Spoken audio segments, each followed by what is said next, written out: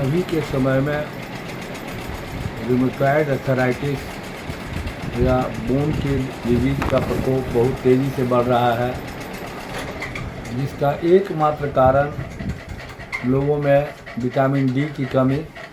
Vitamin D के अभाव में आँख कैल्शियम और फास्फोरस का अवशोषण नहीं कर पाता है, जिसके चलते बोन के अंदर ताकत की कमी आ जाती है, बोन भुरभुरा हो जाता है, बोन के अंदर सूजन हो जाता है। तो अक्सर देखने में ऐसा मिलता है कि बोन का डिजीज, बोन संबंधी बीमारी, अस्थि संबंधी बीमारी 40 वर्ष के बाद से अधिक उम्र वाले में ज्वाइंट पेन के रूप में उभरता है। ये उभरता तो 40 वर्ष के बाद है, लेकिन इसकी शुरुआत अपने नौजवान ज़िंदगी में, अपनी यंग एज में जो जीवन शैली आपने बिताया है उसका दुष्परिणाम भी होता है। लोग कहीं से भी धूप में या मेहनत करके, शारीरिक परिश्रम करके आते हैं और बिना विराम लिए हुए तुरंत स्नान करते हैं। कहीं धूप से आते हैं, तुरंत पंखा या एसी में बैठ जाते हैं, तो उसके चलते सप्रेशन ऑफ स्वेट्स हो जाता है, पसीने का शरीर में दब जाना। और पसीने का जब शरीर में दबता है, उसका प्रभाव शरीर पर बुरा पड़ता है और वह ज्वाइंट पेन के रूप में उभर कर आता है। और जब ज्वाइंट पेन उभरता है तो धीरे धीरे लोगों को चलना फिरना मुश्किल हो जाता है, उठने बैठने में दर्द करता है। अभी ऐसे लोग जो ज्वाइंट पेन का कारण मानते हैं शरीर में यूरिक एसिड का बढ़ जाना। यूरिक एसिड की मात्रा जांच करने पर जिसमें अधिक मिलता है तो लोग समझता है कि ये आदमी अर्थराइटिस से पीड़ित है, इसमें जितना ही अधिक यूरिक एसिड होगा उतना ही आदमी को वो परेशान करेगा। और दूसरा चीज़ कारण है कि साइनोवियल फ्लूइड की कमी। जो ज्वाइंट के अंदर एक द्रव होता है जो इसको लुब्रिकेंट बनाता है, चिकना बनाता है, मूवमेंट प्रदान करने में सहूलियत होता है। हर ज्वाइंट के अंदर एक द्रव होता है जिसको हम साइनोवियल फ्लूइड कहते हैं। वो साइनोवियल फ्लूइड शरीर जब उसका मात्रा कम जाता है, सूख जाता है, तो उस परिस्थिति में अंग्रेजी चिकित्सा पद्धति में ज्वाइंट के अंदर एक इंजेक्शन दिया जाता है जिससे टेम्पोररी फ्लूइड चला जाता है और 2-4 महीने तक रोगी को थोड़ा राहत मिलता है, लेकिन वो अस्थायी टिकाऊ नहीं होता है। रोगी हर थाक करके, हर जगह से निराश हो करके होम्योपैथी चिकित्सा के लिए मजबूरी में बाध्य होता है। जब रिमेटिक अर्थराइटिस का रोगी आता है तो होम्योपैथी चिकित्सक को के लिए वह रिजर्व चीज़ है। होम्योपैथिक अर्थराइटिस का इलाज अंग्रेजी चिकित्सा पद्धति में नहीं है। वो जब भी संभव है तो होम्योपैथी चिकित्सा के द्वारा ही उसको हटाया जा सकता है, लेकिन दवा के साथ साथ रोगी को खुद का परहेज, खान पान, रहन सहन, व्यायाम, इन सारी चीज़ों पर ध्यान देना होगा। उसके लिए यह देखना है कि रूमेटिक अर्थराइटिस के रोगी में लक्षण क्या है। होम्योपैथी चिकित्सा में जो सबसे बड़ी बात है वह है लक्षण, क्योंकि होम्योपैथी का आधार ही है समः समंग सम्यति। लक्षण के आधार पर जैसा लक्षण हो वैसा दवा अगर देंगे तो रोगी बिल्कुल ठीक होगा। अगर लक्षण पर आप ध्यान नहीं देते हैं, अभी के दौर में जो वर्तमान युग में पेटेंट दवा चल गया है, बहुत सा 5-5, 6-6 दवा को मिला करके जो ज़्यादातर कारगर होता है लोग कंपनी निकाल देती है और लोग आराम से पीते रहते हैं।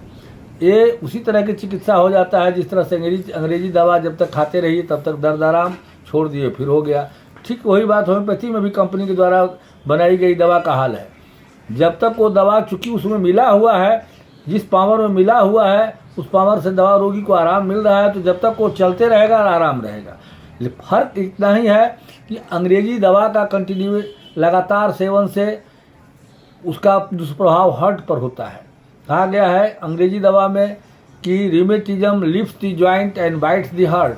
अगर अंग्रेजी चिकित्सक अगर रिमेटिज्म का इलाज अगर करेंगे अंग्रेजी चिकित्सा में, तो वो अगर आराम कुछ मिलेगा लेकिन उसका साइड इफेक्ट हार्ट पर होगा। रिमेटिक हार्ट डिजीज का पेशेंट हो जाएगा तो नतीजा होगा कि उसकी ज़िंदगी खतरे में हो जाएगी, वो बहुत अल्पायु हो जाएगा। कब उसकी मौत हो जाएगा कहना मुश्किल है, क्योंकि हार्ट के प्रभाव में आने के बाद बचना मुश्किल है। हार्ट अटैक कभी भी हो सकता है, किसी क्षण हो सकता है, और वो समय भी नहीं देता है कि आप इलाज करा पाएंगे। तो एक छोटी सी बीमारी, एक माने जो दर्द का है, चलने फिरने का, इससे आपकी मौत नहीं होगी, थोड़ा कष्टमय जीवन जरूर होगा। तो वैसे परिस्थिति में वैसी गलती हम नहीं करें कि अंग्रेजी दवा या अंग्रेजी गोली को बार बार खा करके ज्वाइंट पेन को कम करें। ऐसे कम पढ़े लिखे लोग, अशिक्षित लोग वैसे चक्कर में पड़ जाते हैं जो लगातार अंग्रेजी गोली खाते हैं, जिसके चलते किडनी डैमेज होता है और उनकी मौत हो जाती है, आगे चल के परेशान हो जाते हैं। तो जो होम्योपैथिक में कारगर दवा है रूमेटिक अर्थराइटिस के लिए, उसमें उसका नाम हम बता रहे हैं, उसका लक्षण बता रहे हैं, उसको आप ध्यान से सुने और अपने व्यवहारिक ज़िंदगी में प्रयोग करें। इस क्षेत्र में जो सबसे कारगर दवा है जिसका कि बहुत अच्छा रिजल्ट मिलता है वह है रस्टक्स। रस्टक्स रूमेटिक अर्थराइटिस के लिए सबसे ज़्यादा कारगर दवा, ज़्यादा यूजफुल दवा है। लेकिन रस्टक्स का लक्षण मिलना जरूरी है। रस्टक्स किस रोगी को देंगे, यह बात पर ध्यान देना है। रस्टक्स का सबसे मेन कैरेक्टर है कि जब रोगी बैठा रहता है, उस हालत में जब उठ के प्रयास करता है चलने का, तो शुरू में दर्द कुछ ज़्यादा होता है, लेकिन वह कुछ दूरी तय कर लेने के बाद दर्द की जितनी मात्रा उठते समय था उतना दर्द नहीं रहता है, दर्द बहुत हल्का रहता है और चलने फिरने से उसे आराम मिलता है, बैठने पर दर्द बढ़ जाता है।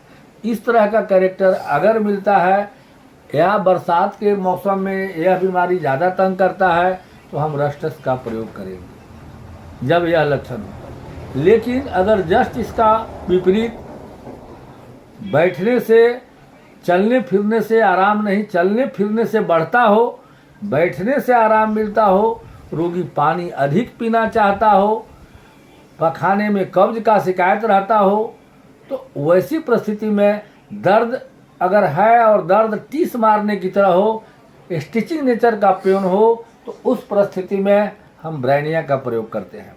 ब्रैनिया के प्रयोग से भी रूमेटिक अर्थराइटिस ठीक होता है, लेकिन लक्षण ब्रैनिया की होनी चाहिए कि मोशन से एग्रावेशन और रेस्ट से अमेलियोरेशन। ये दो बात अगर है, प्यास का अधिक लगना, कॉन्स्टिपेशन का रहना, मुंह का स्वाद तीता लगना, पेशेंट एसिडिटी, पेशेंट पित्त प्रवृत्ति की हो, फिर उस परिस्थिति में हम ब्रैनिया का प्रयोग कर सकते हैं।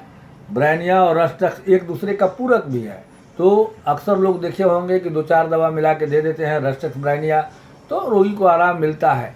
लेकिन 2-4 दवा का एक साथ चलाने से चिकित्सक को यह समझ में नहीं आता कि वो कौन सी दवा रोगी को लाभ दे रहा है, तो बार बार उसी दवा को रिपीट करते रहता है। उसका परिणाम होता है कि रोगी अस्थायी रूप से ठीक नहीं होता है। जब तक चिकित्सक होम्योपैथिक में मोनोमिनीसिमी का, जो होम्योपैथी का मूल आधार है, पहला आधार है सिमिलिया सिमिलबस क्यूरेंचर, यानी समान चीज़ों का उपचार समान से लक्षण का सिमिलम मिलाना। दूसरा मोनोमिनीसिमी, सिंगल दवा मिनिमम डोज का प्रयोग नहीं करेगा तब तक रोगी ठीक नहीं होगा। कभी कभी लोग 2-4 दवा देते हैं, लेकिन कुछ चिकित्सक ऐसे हैं कि वो दवा का प्रयोग सिंगल ही करते हैं, प्लेसिबो देके पेशेंट को प्लीज करने के लिए। क्योंकि देहाती क्षेत्र में पढ़े लिखे लोग कम हैं, जिन्हें शिक्षा का अभाव है, उन्हें यकीन नहीं होता है आत्मविश्वास की छोटी सी 2-4 बूंद से हमारा बीमारी ठीक होगा। तो ऐसे परिस्थिति में हेनीमैन ने सजेशन दिया है प्लेसिबो का to please the patient. Patient को खुश करने के लिए कुछ इस तरह का टैबलेट प्लेन होता है जो दे दिया जाता है रोगी खुश। लेकिन हम दवा सिंगल चलाएंगे, सिंगल दवा चलाने से उसको परमानेंट क्योर किया जा सकता है। रोगी अगर समय देता है तो हम पावर बढ़ा करके दवा को लंबी अवधि तक चला के ठीक कर सकते हैं। होम्योपैथी के क्षेत्र में अभी नया में ये दवा तो बहुत पहले से है, जिसे 50 मिलीसिमल स्केल की दवा कहते हैं। उससे बीमारी में रोग वृद्धि नहीं होता है। वो दवा तो 50 लाख पावर का होता है, लेकिन वो गोली में आता है और एक सरसों के बराबर रहता है, और उसका 2-4 गोली डिस्टिल वाटर में दे करके रोगी को देने से बीमारी बढ़ने की संभावना नहीं रहता। तो 50 मिलीसिमल स्केल की दवा का भी प्रयोग कर सकते हैं। अब रस्टक्स ब्रैनिया के अलावे इसके लिए फाइटोलाका भी ज्वाइंट पेन की बहुत अच्छी दवा है। लेकिन फाइटोलाका में यह ध्यान देना है कि कुछ लक्षण रस्टक्स का और कुछ लक्षण ब्रैनिया का हो। तो दोनों का लक्षण जिस रोगी में मिलता हो उस परिस्थिति में हम न रस्टक्स न ब्रानिया देकर उस हालत में हम फाइटोला का 30 पावर या 200 का प्रयोग करेंगे, जिस तरह से तरीका है। अगर रस्टक्स ब्रानिया फाइटोलाका के बाद भी रोगी पूर्णतः आराम नहीं मिलता है तो हम उसके लिए मेडोरिनम 200 पावर का प्रयोग सप्ताह में एक खुराक या 1 15 दिन पर एक खुराक 5 बूंद रोगी को देने के बाद अधिक से अधिक रोगी ठीक होने की संभावना रहता है। अब अगर रोगी में ये तो लक्षणगत दवा हुआ, लेकिन रोगी को सप्लीमेंट जिससे बोन स्ट्रॉन्ग हो, मजबूत हो, उसके लिए कैलकेरिया फॉस, मैग्नीशिया फॉस और फेरम फॉस, ये तीनों दवा अगर आप साथ साथ देते हैं तो रोगी बहुत जल्दी ठीक होगा। साथ साथ रोगी को परहेज के रूप में यह बताना है कि वो आदमी खट्टा चीज़ का सेवन कम करे, तीता चीज़ खाए। तीता मतलब जो पित्तीय प्रवृत्ति का चीज़ जो बाइल से संबंधित है खाए। एसिडिटी पैदा करता है उसको नहीं करे। एसिडिटी खाने से, खट्टा चीज़ खाने से यूरिक एसिड की मात्रा बढ़ेगा तो रूमेटिक अर्थराइटिस और बढ़ेगा। इसलिए रूमेटिक अर्थराइटिस में जो दवा का हम वर्णन किए हैं ये ज़्यादा कारगर है। ऐसे तो इसके लिए सैकड़ों दवा है, सबका अलग अलग लक्षण है, लेकिन जितना दवा मैंने बताया इसको अभी तक व्यवहारिक ज़िंदगी में 25-30 वर्षों से मैं करता आ रहा हूँ। अधिक से अधिक लोग इससे लाभान्वित हुए हैं। अगर आप भी अपनी ज़िंदगी में प्रयोग करेंगे तो आप भी इसका लाभ उठाएंगे। इसमें कोई दो मत नहीं है कि ये लाभ करेगा और नहीं करेगा, बात नहीं। होम्योपैथी में जो दुविधा की बात होती है, डॉक्टर को अपना कॉन्फिडेंस होना चाहिए कि मैं जो दवा दे रहा हूँ और लक्षण मिला के दे रहा हूँ, इसलिए रोगी बिल्कुल ठीक होगा। रोगी के सामने डॉक्टर को खुद कन्फ्यूज नहीं होना चाहिए। अच्छा देते हैं, खा के देखिए फायदा करे। भैया जब आप खुद कॉन्फिडेंस नहीं रखिएगा, रोगी कैसे विश्वास करेगा कि आपसे ठीक हो जाएगा। रोगी को यह पूर्ण आश्वास दिलाना है कि आपको हर हालत में ठीक होना है। रोगी का आत्मबल बढ़ेगा और रोगी जल्दी ठीक होगा।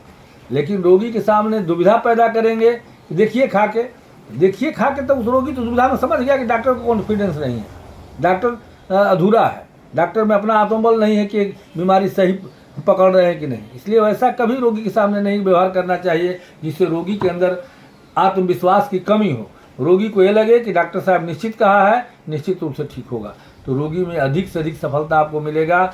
जय हिंद, जय भारत।